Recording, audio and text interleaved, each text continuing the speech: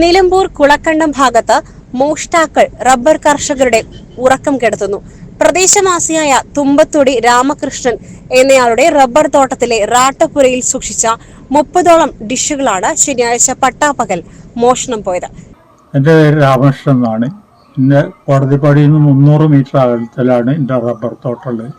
ആ തോട്ടത്തിൽ നിന്നും റാട്ടപ്പുരയിൽ നിന്ന് 30 ഡിഷ് അലൂമിനിയത്തിൻ്റെ ഇന്ന് കളവ് പോയിരിക്കുന്നു. 12:30 വരെ വെട്ടുകാരൻ അവിടെ ഉണ്ടായിരുന്നു. അയാൾ പോകുന്നതിന് ശേഷം 3:30 ചെല്ലുമ്പോഴാണ് ഡിഷ് നഷ്ടപ്പെട്ടതായി അറിയുന്നത്.